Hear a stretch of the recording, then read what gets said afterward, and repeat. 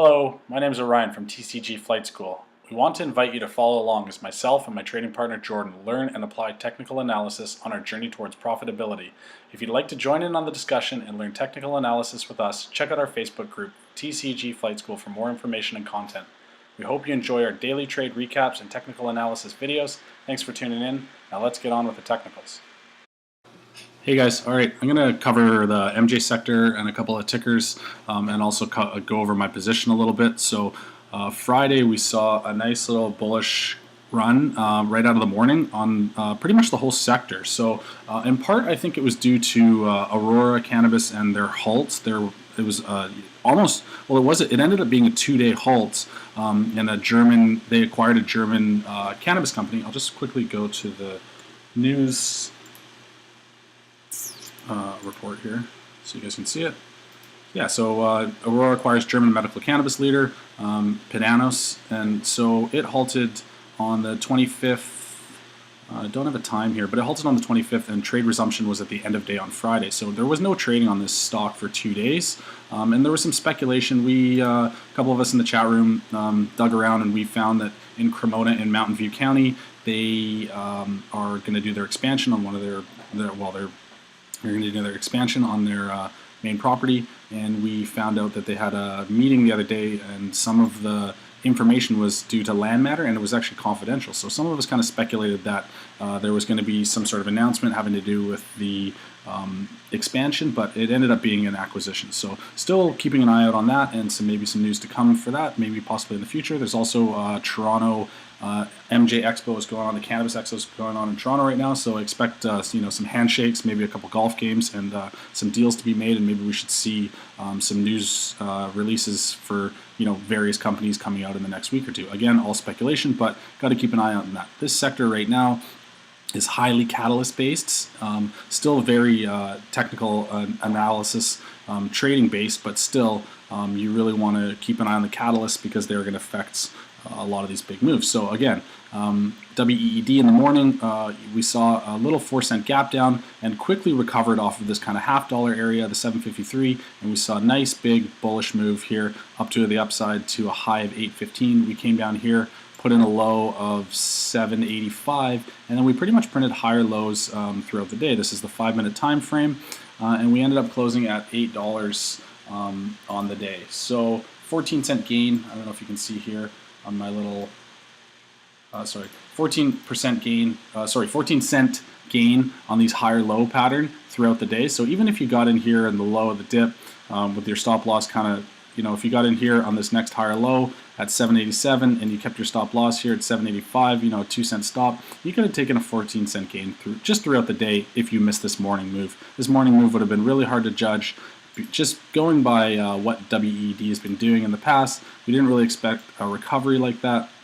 We saw this big recovery and waterfall bounce that we plotted about 2 weeks ago, where we came up, put in a high of 859, and ever since then we've been back in the downtrend, stuck under these two moving averages. This is the 9 EMA and the 20 EMA, the two moving averages I run. I also run some Bollinger Bands on the daily, but I just took them off right now so you guys could get a better idea of, I didn't want to cloud it up too much. So I also got the RSI in here. We're kind of not dangerously low on the RSI, but we were on the lower end of the normal range of the RSI. So we were coming down here in a downtrend. I really didn't expect a bounce right here. I was kind of looking more for this type of pattern, which we've seen in the past, this kind of bigger waterfall pattern where we have a couple of long candles, maybe a bearish Marbozu candle, and then we see our bounce and our takeoff. So I was kind of plotting it around here, looking for the low, maybe a bounce off of 737, but we ended up putting on a lower high, a higher low of 753 on this day. So we've got a higher low in regards to our last bounce.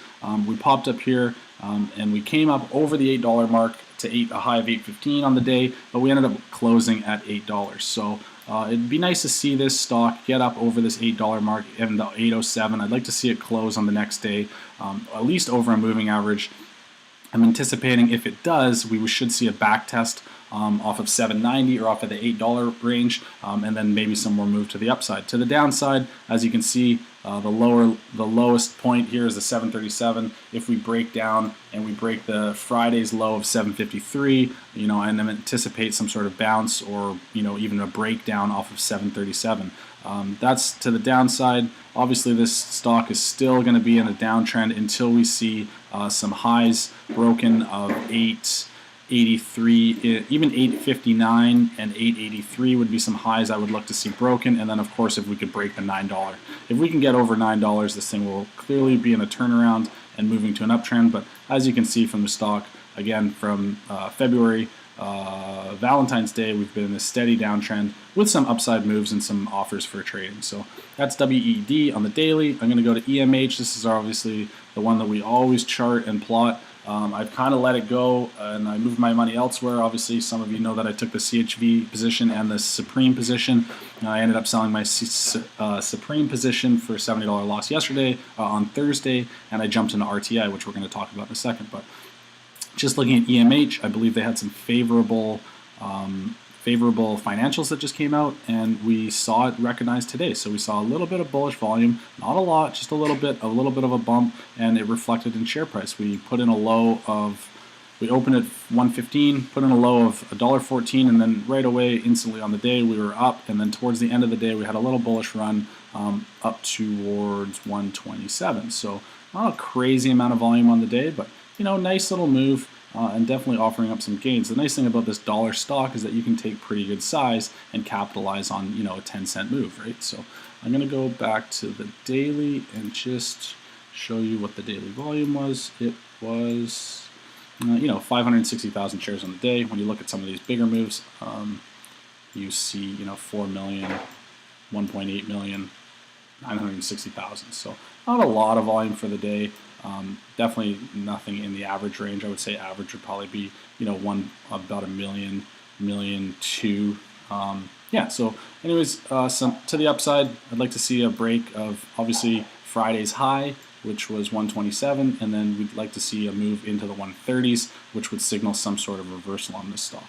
Lows I would be watching is the low of Friday, which was 114, and then obviously the Thursday low of 111, and then we could take it back down here to the low of 106, and then of course the low that we were watching during this bounce was 103, which we've tested twice on this stock. So 103 back here, and we've tested 103 here. We didn't quite make it on the last dump 2 weeks ago. We got to 106 with a beautiful reversal, which we a lot of us capitalized on, and then we went back into the downtrend. So.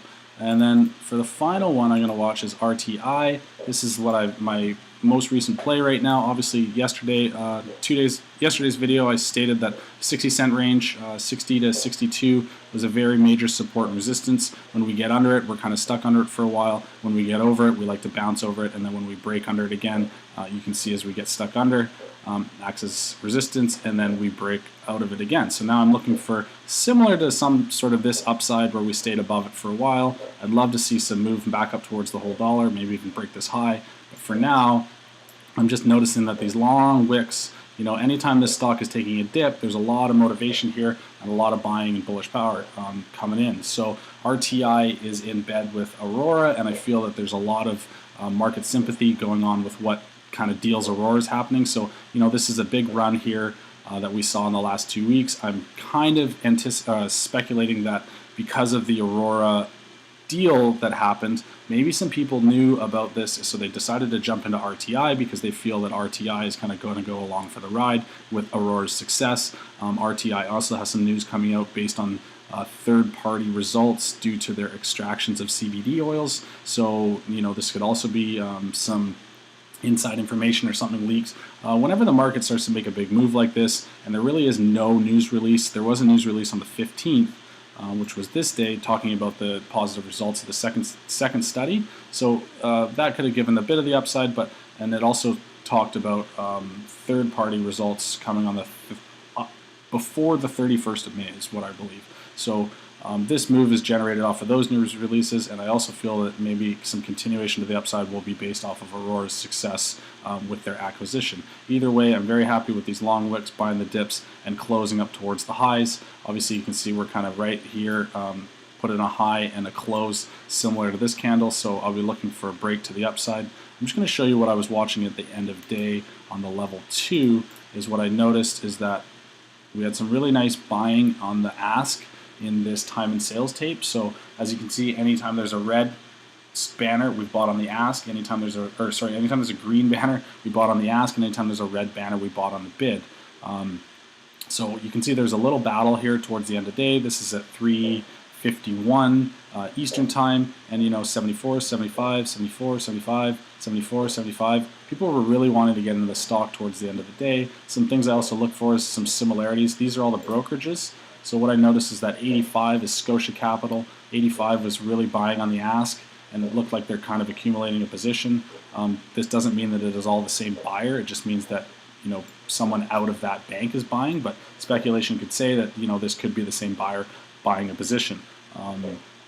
Another thing I look for, which one of our members pointed out, who also runs Quote Stream, is this net house sales, which is, I think, really cool. It shows you all the brokerages that have been buying throughout the day, their buy volume percentage, the value, the sell VWAP that they were selling at, the sell value, how many transactions for each. So you can organize this however you want. I like to organize it and see what the buying volume was. So TD Securities obviously bought 207,000 shares, where they sold 250,000 the same day. 127,000 were bought by Anonymous, and 109. And to do some kind of fundamental technical analysis on this quantitative data, the best to do, quantitative data, the best thing to do is kind of look for imbalances between these two. So here, this isn't a huge imbalance, but CIBC bought 83,000 shares